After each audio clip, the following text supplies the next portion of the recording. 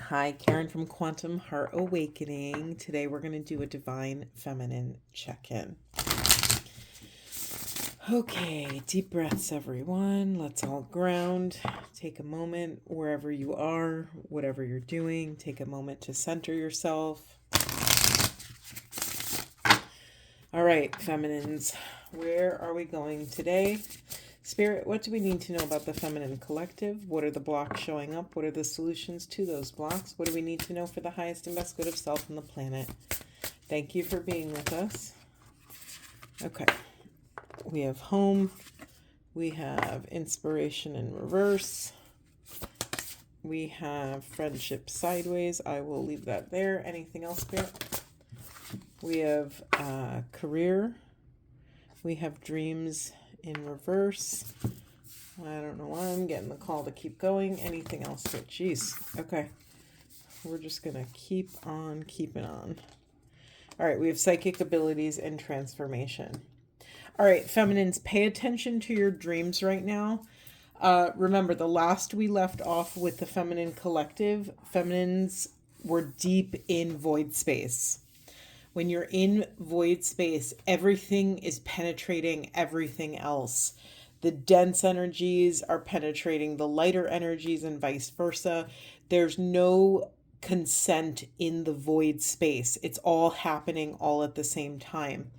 Feminines, pay attention to your dreams because you're going to pull inspiration for this transformational process.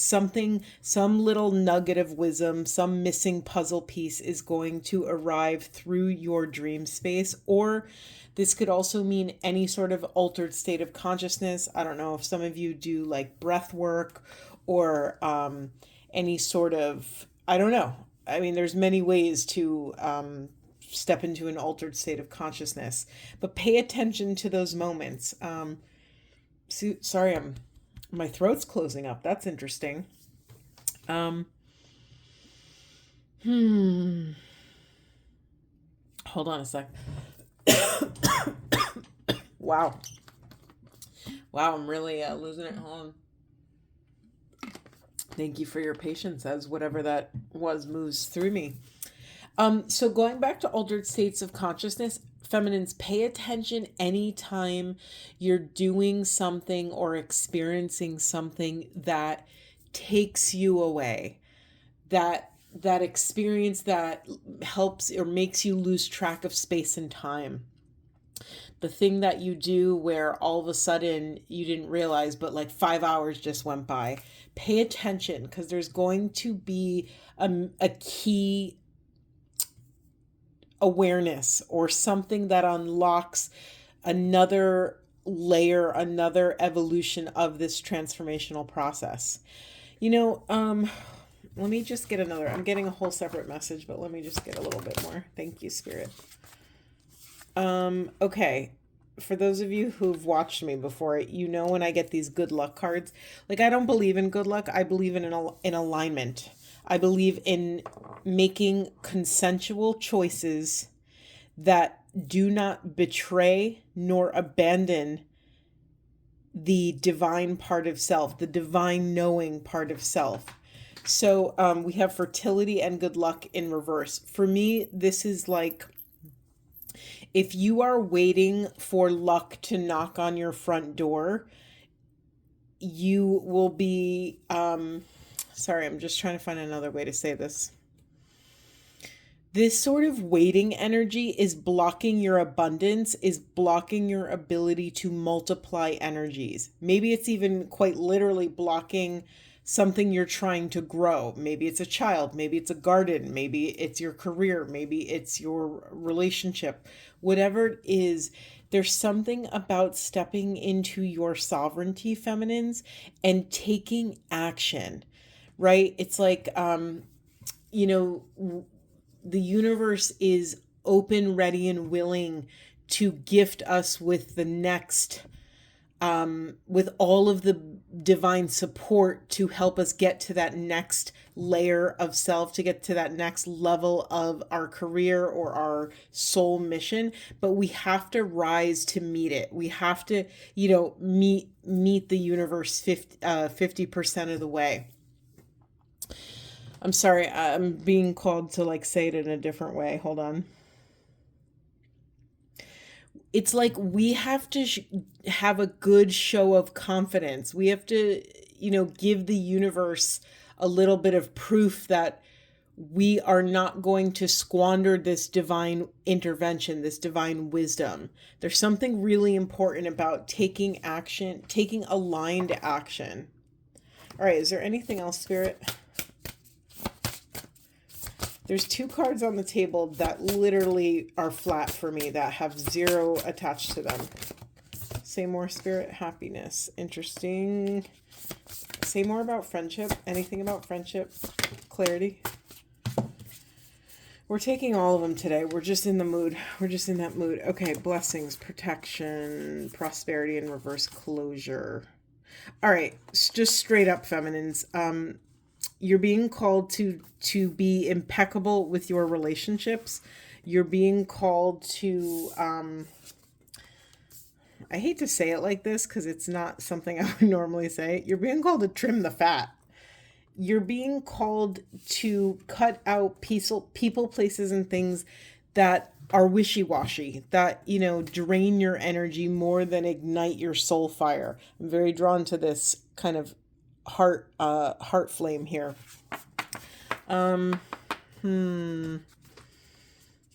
Interesting piece of this reading. So the way I'm getting this reading is that this is a whole house, right? Where all of these messages make sense. There's all different rooms.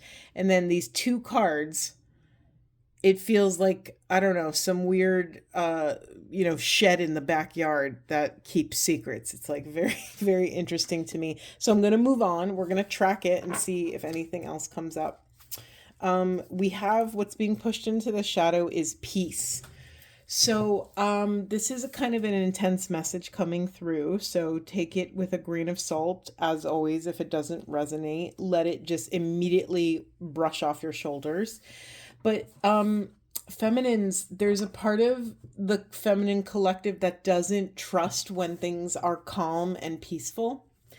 That's a very common thing. If you were raised in a chaotic environment, or if you were raised in an environment where you always were putting out fires, or there was always something going on, if you were raised in an environment that wasn't reliable, safe, and secure for you to be your most authentic childlike self, that could be really stressful. So when things are finally calm in your life, you might not feel regulated. You might be waiting for the next shoe to drop or waiting for the next fire to put out. And so feminines, you're just being asked to embrace that part of self, to embrace, to reframe that you are becoming who you needed. So you can parent the part of yourself that needed a parent when you were a child, that needed someone to step in and put out the fire. Kids aren't supposed to put out fires, right? They're supposed to have a parent or an adult to do that for them. And that's not the case for everybody, right? So we've had to, some feminines here had to grow up faster than, faster than maybe other kids had to grow up. So, sorry, I'm gingerly, tap dancing around that, but I'm going to move on. Okay. Anything else, Spirit? Where do we go? Thank you. Whew. Okay. Trust the niggle. What is the niggling feeling trying to tell you? Okay, so this is an interesting context that this card came out in. You're being called to refine your intuition, feminines, to refine it to the point where you can become impeccable with your discernment, where you get a little nudge in your gut and you don't question it. You follow it instantly, without hemming and hawing, without making a pro-con list. You get the download, you follow the intuition, you take action based on that intuition. So what is this niggling feeling trying to tell you? Is it about a certain friendship, a relationship, your house, the location of where you live, your career? What are these things? Trust your gut. You're being asked to tune inward, to put down all of the weight that lies externally and really turn inward and just get quiet. Just get quiet and get present and just wait. Wait until you get this sensation. And then we have priestess. How are you being called to step up and lead? So, this concept of a priestess is a very, I've found trendy thing. It's like all over social media, like join our priestess training and all these different things. And while that's absolutely incredible, for me, working under the umbrella of hierogamy, meaning a higher way of relating, a divine way of coming into that inner and outer union. For me, this priestess card talks about impeccability, being so authentic with what is true for you. Not what is true for the masses, but what is true for you.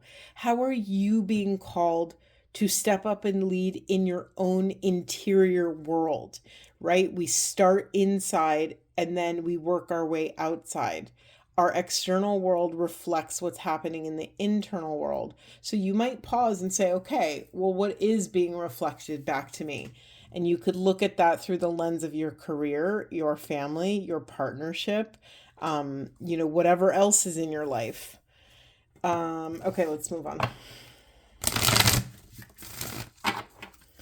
Anything else, Spirit? Anything else?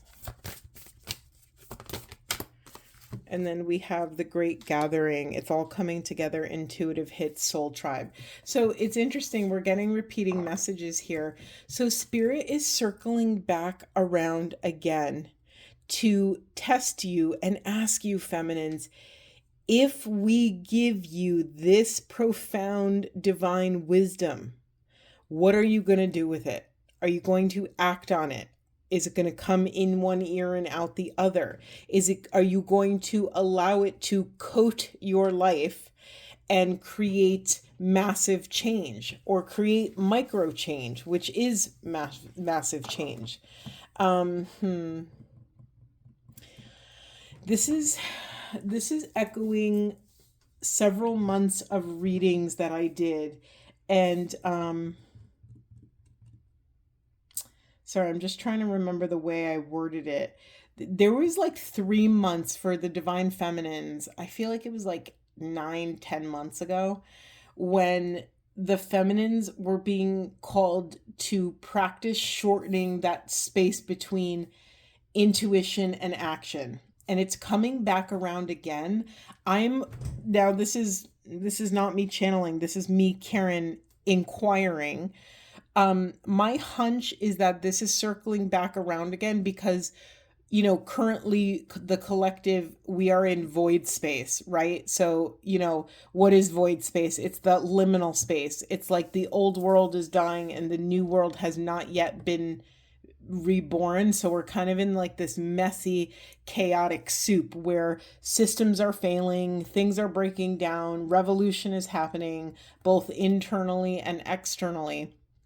And it makes sense to me that you are being quite literally prepared for this sort of spiritual impeccability. Because when you come out the other side of the void, you're going to need some skills. You're going to need some radical discernment. You're going to need to know where your internal compass is. And when you think about void space, so have you ever gotten pulled under or sucked into like a wave, like an undertow of a wave? It's pretty scary. You get sucked in and you start spinning underwater and you kind of don't really know which end is up. And that feeling is very similar to void space. It's incredibly disorienting. You don't know where your true north is. You don't know where you're searching for where you can ground, and there is no ground. So the lesson always, well, I don't want to say always, I want to leave some room open for the mystery, but a huge core lesson of void space is surrendering the need to ground, to really understand, feminines, that you don't have to fight the storm. You can hold your center for love in the chaos of the storm. You don't need to control the storm. You don't need to try to shorten the storm. You don't need to psychoanalyze the storm. You can just sit and bear witness and hold this pristine presence to witness the history unfolding. Literally, some of us are watching, these world affairs, and you're just like, you feel like so small, like all these massive things are taking place. And here we are scrolling on our phones trying to fill a void or make sense of it. And sometimes the best thing you could do is to just let that void space exist, to try to resist the urge to fill it, because undoubtedly, eventually, if you leave that void space open long enough, the divine will gift you with something, with an awareness, with a new lesson, with a new project, a new inspiration, a new internal home base. So another way to, I think sometimes too, people get a little nervous when you hear like, oh, we're all in void space, and it's scary. You might think it's dark, or, there's no control, or we can't control it, whatever. But another way to say this is that quite literally the axis in which our world turns, and when I say our world, I mean our personal awareness world, our consciousness, the axis of which your world turns is shifting. We call it an axial moment, when all of a sudden the entire way you used to view your life changes because of some massive awakening, because of some little nugget of divinity has entered your heart and cracked you open. And now you're seeing, feeling, experiencing the world in a way that you never have before. It's quite profound. It's quite disorienting. If you're in that sort of chaotic place, honor that you are in divine company. You are not alone in this, okay, feminines? All right, let's get something else. Anything else? Ooh, anything else, Spirit? Anything else? I don't want to go too deep because this is already a lot. Anything else for these beloved feminines? Wow, we're getting a lot of flippers, and there we go. Thank you, Spirit. We have epiphany, seek clarity. So, anything else, Spirit? Thank you. Okay, some of you are getting profound clarity around your standards, around what you've settled for, around your boundaries. Some of you are waking up and you're pissed. Some of you are really angry. You're waking up to your reality. You're waking up to your own role in your life, in your circumstances, and you're pissed, and you're ready to use all of that anger as fuel to affect great change in your life. So some of you in dream space, you might get a little missing puzzle piece around what you've been settling for, and let us thank the divine for that awareness, because once we understand where our bar is set, if we are no longer happy with it, we get to raise it. We get to raise our baseline standard of how we want to live and show up in this world. So, don't settle. Seek clarity. When in doubt, ask yourself another question, or invite yourself, how can I be 10% happier, or more calm, or more peaceful? Or how can I, feel 10% more grounded or more worthy, right? How can I let in that profound love? How can I just create 10% more space in my life so that I can, have a rendezvous with the divine, so I can remember my divine inheritance, so that I can remember to love myself the way God loves us, the way oneness loves us, the way it feels when you're floating in Christ consciousness. Yeah, they just showed me that visual. So void space could either be this like dark, scary black hole, or it could be floating in an ocean of consciousness, in like that oneness love that is pure bliss and ecstasy. And so we have to ask ourselves, we have to engage with that uncomfortable inner dialogue of like, okay, well, what's the difference for me? Why am I perceiving this as scary instead of blissful? What's showing up for me? Maybe I didn't feel safe to be happy. Maybe I didn't feel, whatever, fill in the blank. These are the really important questions, soul questions that we ask ourselves. I just want to underline this for everyone that I talk about these very like easily, but it doesn't mean it's not really dense and difficult and challenging and triggering and activating. But this is the work, right? I do this hard work of holding my center for love in this type of chaos because I know what it's like to be on one side and really want to be on the other side. And the only way out is through, right? You've heard that a million times on this journey. You can't avoid your work. It's just going to keep coming back and showing up in your face until you confront it head on. Okay, this is dense reading. Let's get some like self-care cards. Let's lighten it up a little bit. Jeez.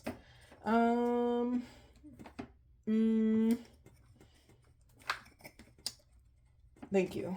Sorry, my cards were stuck. Let me do a little quick shuffle. All right, Spirit. What would help? Let's just be really intentional. What would help the divine feminines right now tolerate and endure this leg of the journey? What do we need to know? How do we take care of ourselves? Thank you so much. We have, yeah, no shit. Thanks, Spirit. I'm cracking up. It says ground yourself. Thank you so much. Yep. Okay. And then we have clear your energy field. It's different strokes for different folks. What helps you reset, feminines? It's different for everybody. Sure, if you want to do a ritual, if you want to, burn some smoke or sage or Palo Santo or whatever you do in a sustainable, aligned way, beautiful. That's great. Clearing could also just be a walk in nature. It could be laughing with your best friend or, laughing with anybody, really. There's something so pure and pristine and precious about laughter. And then I didn't even read this third card yet, but it says spend time with friends. Who are the people? This is interesting because somewhere under this whole spread in the earlier part of the message, feminines, you were called to be radically discerning over your friendships, over who it's time you cut the cord with, who's taking more of your energy than you have to give. Like, here's the thing, I'm a recovering people pleaser. I'm an empath and HSP, highly sensitive person, to a pretty profound degree. And, part of our job as empaths is to learn how to hold our center for love in the chaos of the world, to learn how to hold the world suffering without being consumed by it, but also not to abandon or betray parts of self. Us as empaths, we're so ready to show up for everyone else in our lives, but usually we learn the very difficult lesson of showing up for ourselves last. So I'm just going to say it plainly and directly, as if I'm your best friend or your big sister or whatever. It's really time to cut down the people in your life if they're no longer serving. I'm sorry, I didn't mean to say cut down. I meant, cut down the time and energy spent with people that aren't nourishing you in some capacity. Friendships are about give and take. Soul family are people that you can take off all your masks, all your egoic, armor that you put on every day, whether you're conscious of it or not. It's those people where you just feel comfortable to be yourself. You feel comfortable to explore being yourself, right? Because the good friends are the ones that are open, ready, and willing to grow with you. The incredible friends, these are the friends that last 10, 20, 30 years, right? It's just like, well, we weren't who we were in fifth grade, and yet somehow we've made it through decades still being best friends, right? There's a quality in there of like being able to, give people enough space to be themselves, but also to discover who they are, especially if you're walking the spiritual path. Like, we change who we are every 5 seconds. Why? Because we're constantly alchemizing something, transmuting something, and becoming a new version of self. So you have to have people around you that are flexible and not so rigid. So yeah, just be mindful of like who, value your love and energy and time as much as you value other people's. And, don't be shy about cutting people off. I mean, try to do it in a way that is kind as always, but, you're allowed to do that. You're an adult. You're allowed to do that. What's in the unconscious position, what you're pushing away is your intuition. So feminines, none of this is new. When I get this card at the end of a reading, I just laugh. I'm like, why did I even have to say any of this, Spirit? Just, everything I've said. You know it already. You know who you want to cut out. If you get off a phone with someone or finish hanging out with someone and you feel more drained than filled with love and joy and gratitude, it's probably not the person for you. And like, I know there's extenuating circumstances if people are going through a rough time or whatever, but even in people's darkest hour, it doesn't give them permission to take advantage of you. And, no one can take advantage of you unless you let them, right? So be impeccable with your boundaries, be impeccable and honest with yourself about your bandwidth, about how much you can really handle. I was on the phone with my brother today on speaker with my mom. It was like a three-way weird call, and I was just so burnt out that I started like zoning out, and I just honestly said, I'm so sorry, but I have to end the call because I can't keep talking. Like, it's almost rude at that point because I just wasn't even hearing the words. I was so shot. So don't be afraid to, have those moments. And it's wonky in the beginning when you start setting boundaries. It's uncomfortable, right? You're so scared of disappointing people or, whatever. But true friendships won't, leave you if you hold your boundary. If people make a stink about you holding a boundary, maybe they weren't, people that were the most supportive in your life. All right, let me get one of these bad boys. Let's see. Anything else for these wonderful divine feminines? Anything else? What do we need to know for the highest and best good of self on the planet? Thank you so much. Oh my God, we got this before. It says wish.